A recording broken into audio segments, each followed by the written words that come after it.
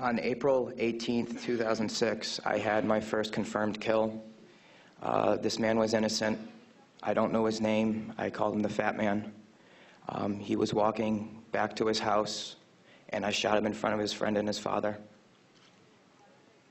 The first round didn't kill him after I had hit him up here in his neck area. And afterwards, he started screaming and looked right into my eyes. So I looked at my friend who I was on post with, and I said, well, I can't let that happen. So I took another shot and took him out. He was then carried away by the rest of his family. It took 7 people to carry his body away. We were all congratulated after we had our first kills, and that happened to have been mine.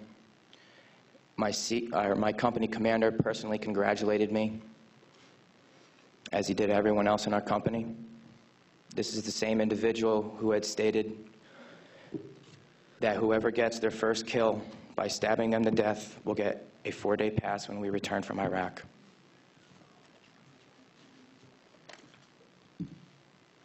There was one incident where we got into a firefight just south of the government center, about 2,000 meters.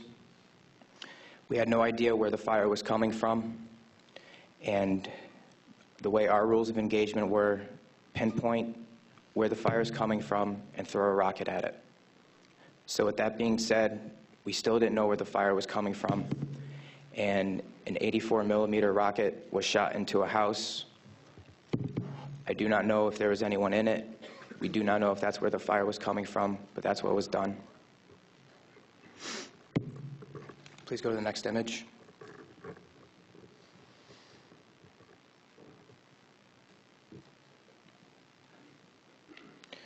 This man right here was my 3rd confirmed kill.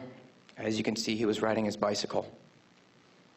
Later on in the day, we went ahead and we had CBS Laura Logan with us, but she was with the other squad.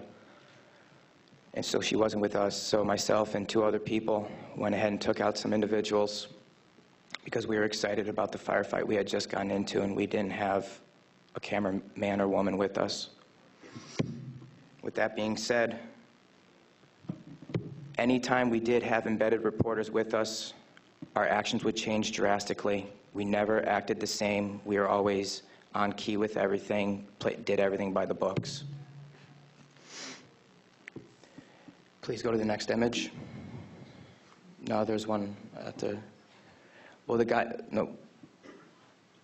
man on the bicycle, he was left in the street for about 10 minutes until we realized that we needed to leave where we were.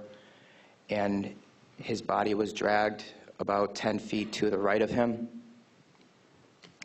where his body was thrown behind a rock wall, and his bicycle was thrown on top of him.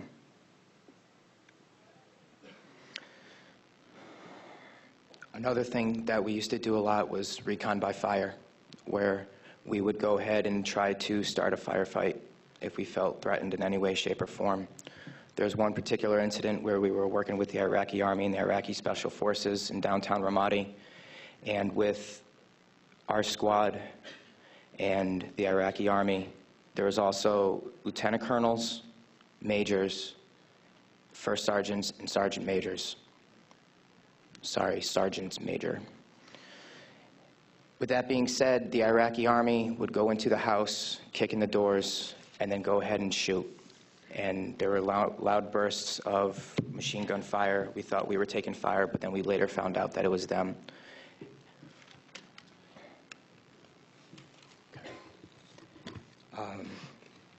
House raids. Because we were a grunt battalion, we were responsible for going on several patrols. A lot of the raids and patrols we did were at the night, around 3 o'clock in the morning, around there.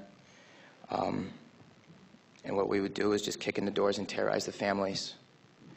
That was an image taken around 3 o'clock in the morning through night vision goggles. And that is the segregation of the women and children and the men. If the men of the household were giving us problems, we'd go ahead and take care of them any way we felt necessary, whether it be choking them or slamming their head against the walls. If you go back to that one picture, that was one man that wasn't taking that was taken care of in a very bad way. Because of all the wiring that he had, it would be considered an IED making material. On my wrist, there's Arabic for FU. I got that put on my wrist just 2 weeks before we went to Iraq because that was my choking hand. And anytime I felt the need to take out aggression, I would go ahead and use it. Please go to the next picture. Next. There's an instance of detainees and how they were treated in a nice manner. Next.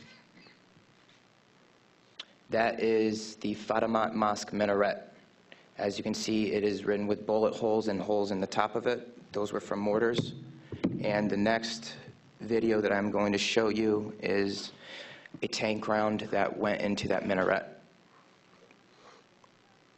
where we weren't sure if we were taking fire or not.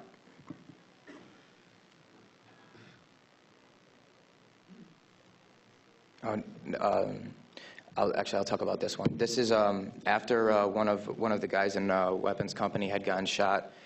This is a way that we would take out our aggression.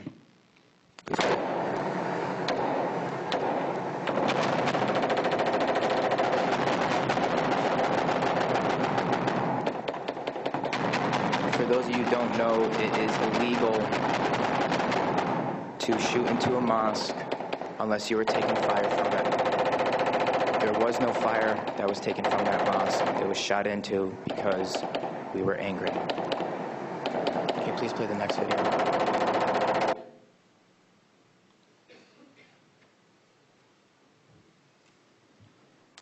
We are on ice cream, trying to suppress the blue and white minaret named Fatimat al-Zahra. Hellraiser, Hellraiser, go ahead and take another tank round at that building over, at that mosque over. Another round. Kilo 2. Oh! Yes! Next image.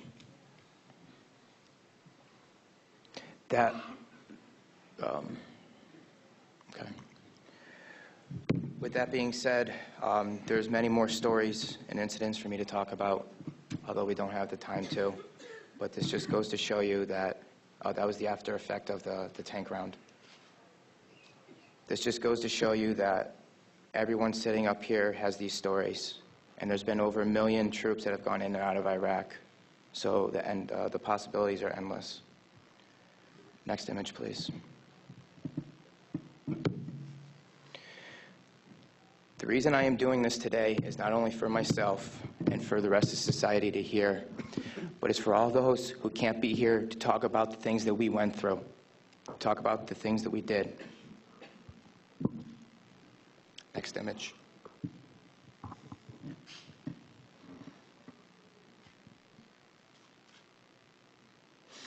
Those 4 crosses and this memorial service were for the 5 guys in Kilo Company, 3rd Battalion, 8th Marines that we lost.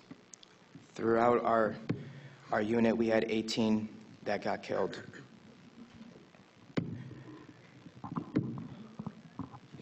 With that being said, that is my testimony. I just want to say that I am sorry for the hate and destruction that I have inflicted on innocent people. And I'm sorry for the hate and destruction that others have inflicted on innocent people. At one point, it was okay, but reality has shown that it is not, and that this is happening, and that until people hear about what is going on with this war, it will continue to happen, and people will continue to die. I am sorry for the things that I did. I am no longer the monster that I once was. Thank you.